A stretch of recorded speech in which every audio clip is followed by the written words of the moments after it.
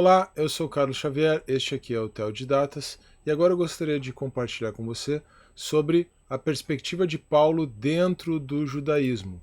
Perspectiva de Paulo dentro do judaísmo, apresentada por Magnus Rettelhorn na obra Perspectiva sobre Paulo, 5 pontos de vista, livro que está sendo objeto de uma playlist no Theo de Datas no YouTube. Os episódios também, o conteúdo também vai como episódio de podcast, caso você prefira acompanhar o Theo de Datas nesse formato. Esse já é o quarto vídeo, ou melhor, a quarta perspectiva e o quinto vídeo da série.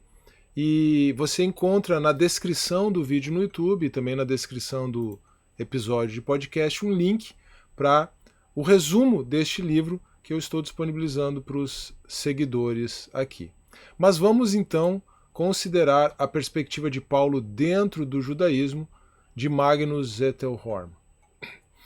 A perspectiva de Paulo dentro do judaísmo é uma abordagem teológica recente, que na verdade toma alguns pressupostos da NPP, da nova perspectiva sobre Paulo, como ponto de partida.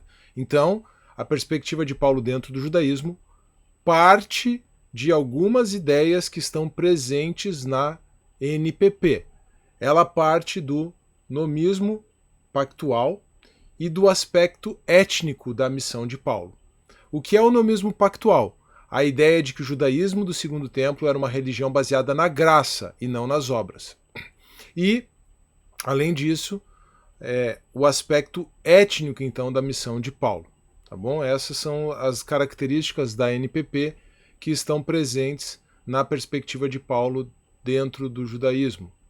Mas ela procura, essa perspectiva nova, ela procura desenvolver esses aspectos ao ponto de colocar o apóstolo dos gentios de volta dentro do judaísmo.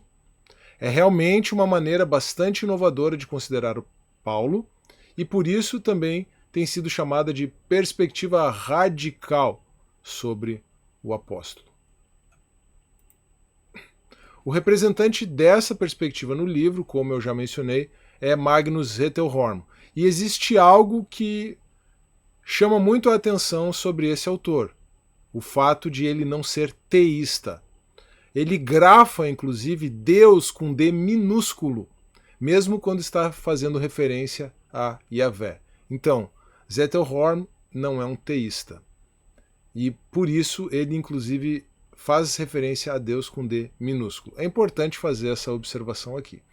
Mas uma das premissas fortemente defendidas por este autor é que o estudo histórico de Paulo, e particularmente as implicações de um Paulo judeu, não pode se preocupar com as possíveis implicações disso para a teologia normativa, para a teologia confessional. Ou seja, é como se fosse necessário fazer um estudo histórico de Paulo sem se preocupar como isso impactaria os dogmas da fé cristã e, além disso, as abordagens específicas dentro de cada confissão de fé, como o protestantismo ou o catolicismo romano, por exemplo. Rettelhorn inicia a sua argumentação afirmando que, antes de Sanders, a maioria dos intérpretes convencionais entendia que Paulo deixou de ser judeu quando se tornou cristão.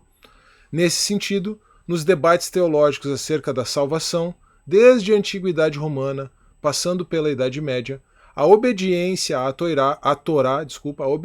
Torá foi sendo vista cada vez mais como antagônica ao conceito gentil de graça. No entanto, após a obra de E.P. Sanders, o judaísmo do Segundo Templo não pode mais simplesmente ser considerado numa perspectiva legalista. De acordo com o nomismo da aliança, a observância da Torá deve ser compreendida como funcionando num contexto pactual de graça. De novo, isso aqui é ideia defendida pela NPP. Assim, a eleição e a salvação são consideradas como expressões da misericórdia divina, e não como realizações humanas. A própria permanência na aliança pela obediência à Torá é compreendida nesse contexto pactual gracioso. Com isso, segundo Rettelhorn, cada vez mais especialistas tendem a aproximar Paulo gradualmente do judaísmo dos seus dias.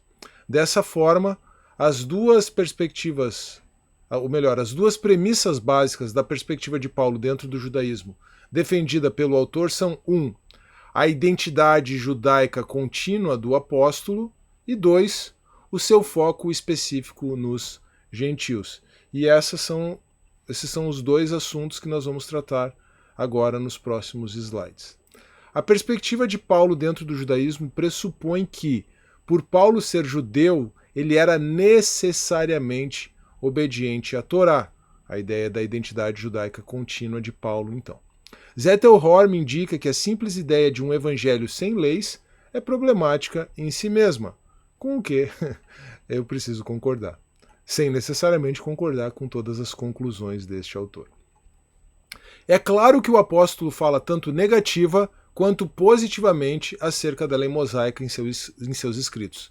Mas isso poderia ser explicado pelo fato de que as próprias interpretações judaicas acerca da vida de acordo com a Torá variavam muito no contexto do Segundo Templo. Então havia muitas formas de interpretar a vida segundo a Torá no período de Paulo, de acordo com o que enfatiza aqui Magnus Zettelhorm. A coleção completa da legislação judaica é chamada de Halaká. Tinham dois tópicos. Eu esqueci de passar pelos pontos do slide, mas a gente pode fazer isso como revisão então. Por ser judeu, Paulo seria necessariamente obediente à Torá, e um evangelho sem leis é problemático em si mesmo. E aí nós temos a questão das diferentes interpretações acerca da Torá na época de Paulo. A coleção completa da legislação judaica é chamada de Halaká, um termo que o Zettelhorm emprega algumas vezes. Mas a variação na interpretação da Torá levava, segundo o autor, a diferentes sistemas halakhic.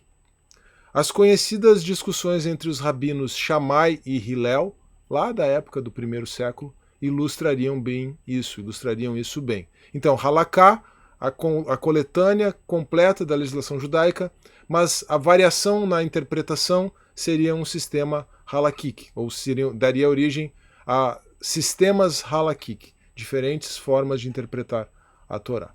Ou seja, um judeu poderia enxergar uma certa maneira de viver como ajustada à Torá, enquanto o outro, com um sistema de interpretação diferente, poderia considerar este mesmo modo de vida uma violação da lei. Assim, para entender como Paulo poderia ter construído uma interpretação própria da Torá de forma compatível com a manutenção completa da sua identidade judaica, Zettelhorm lança mão da ideia de hierarquia de princípios éticos. Então, é com essa ideia de hierarquia de princípios éticos em mente que o autor chega ao incidente em Antioquia, Gálatas 2:11 e seguintes, postulando ser bem possível que o que estaria em discussão seriam opiniões diferentes sobre como os gentios deveriam interagir socialmente como os judeus deveriam interagir socialmente com os gentios. Opiniões diferentes sobre como os judeus deveriam interagir socialmente com os gentios, mantendo assim uma interpretação da passagem em compatibilidade com a suposição de que Paulo nunca teria abandonado a observância da Torá.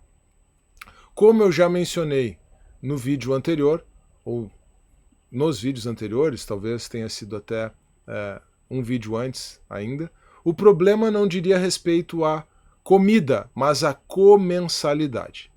Zettelhorm imagina que os seguidores de Tiago poderiam ter uma interpretação mais rigorosa da lei do que Paulo, ou mesmo que a comunidade de Antioquia não observasse algumas convenções judaicas padrão quanto às refeições comunitárias. De todo modo, ainda que pudesse pairar alguma dúvida acerca da pureza moral dos gentios, o autor afirma acreditar que a visão de Paulo no sentido do mesmo status de judeus e gentios diante do Deus de Israel o levou a entender que os gentios que se convertem a Cristo os gentios que se convertem a Cristo são tão santos e puros quanto os judeus. Dessa forma, o apóstolo teria construído uma nova interpretação da lei de Moisés, baseada no evento Cristo e na crença de que o mundo estava próximo ao seu fim.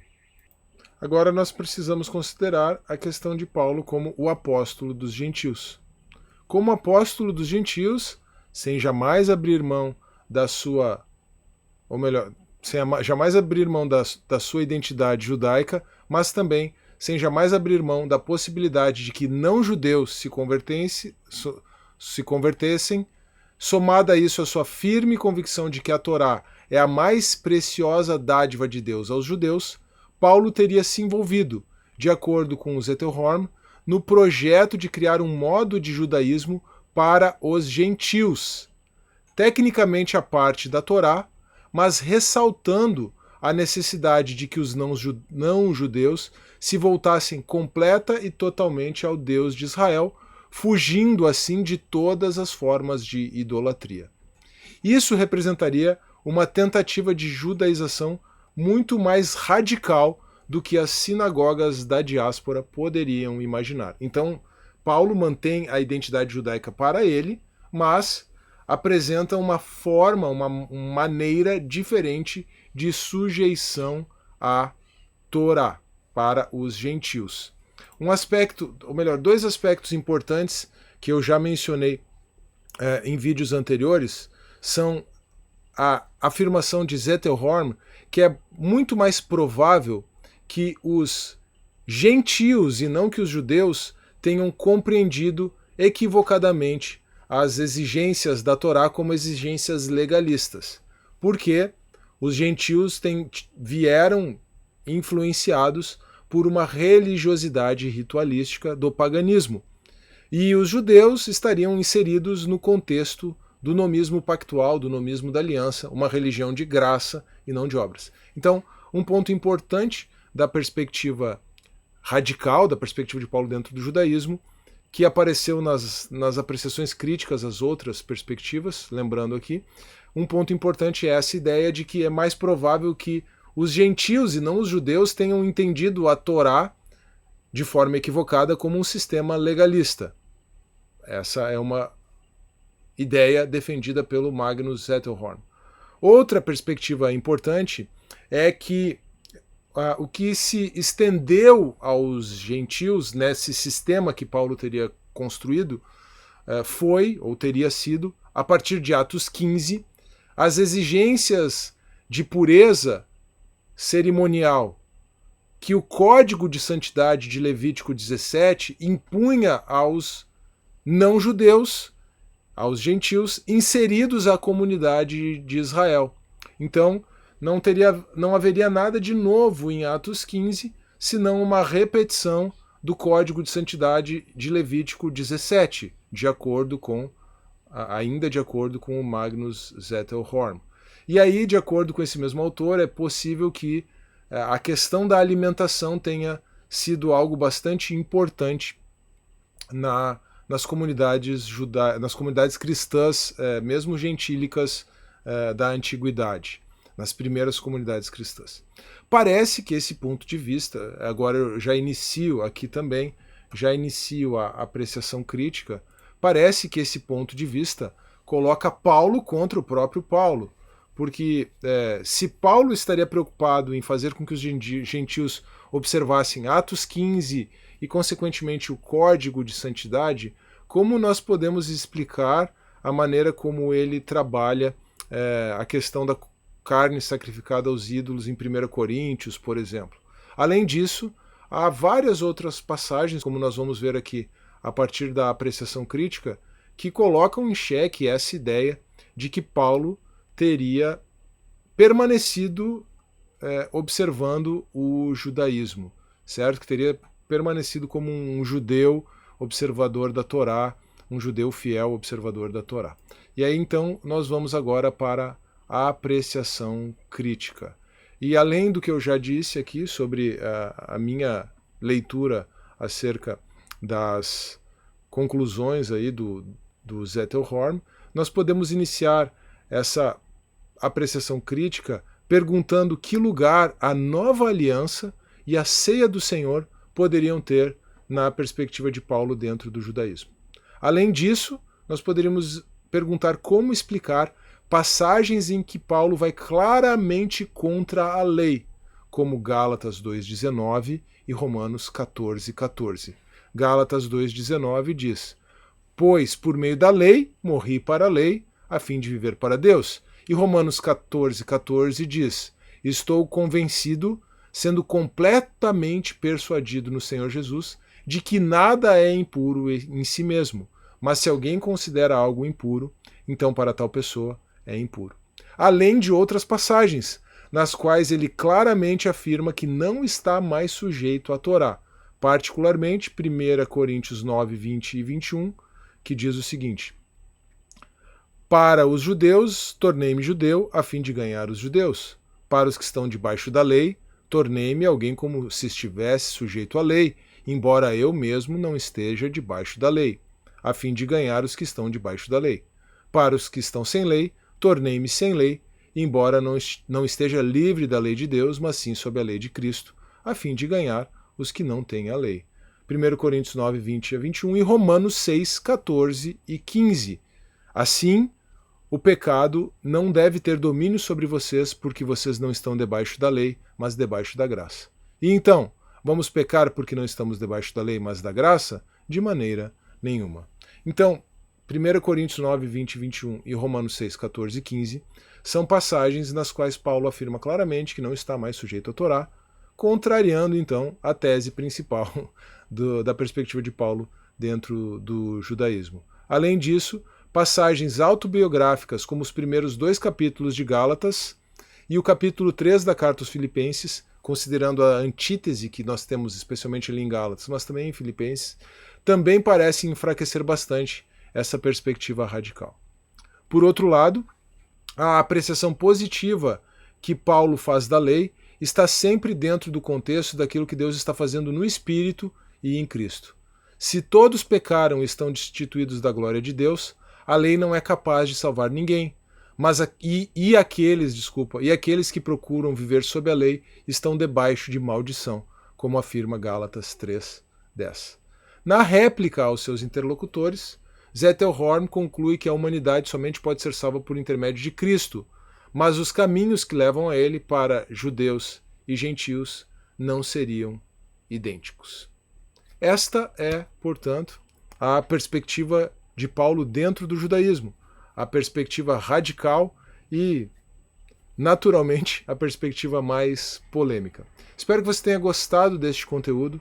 Se foi este o caso, não se esqueça de deixar o seu like neste vídeo, de se inscrever no Teodidatas caso você ainda não seja inscrito, de acompanhar o Teodidatas também no formato de podcast, link na descrição do vídeo. Na descrição do vídeo e na descrição do episódio de podcast você também encontra um link para baixar o resumo que eu fiz sobre este livro, Perspectivas sobre Paulo, 5 pontos de vista. E não se esqueça ainda de deixar o seu comentário e de compartilhar este conteúdo. Inscreva-se no canal, especialmente se você quer acompanhar o final dessa série. No próximo vídeo vou tratar sobre a perspectiva do dom de John Barclay, encerrando assim este conteúdo sobre as diferentes perspectivas ou sobre esses 5 pontos de vista acerca do apóstolo Paulo. Um grande abraço, que Deus abençoe você e até a próxima.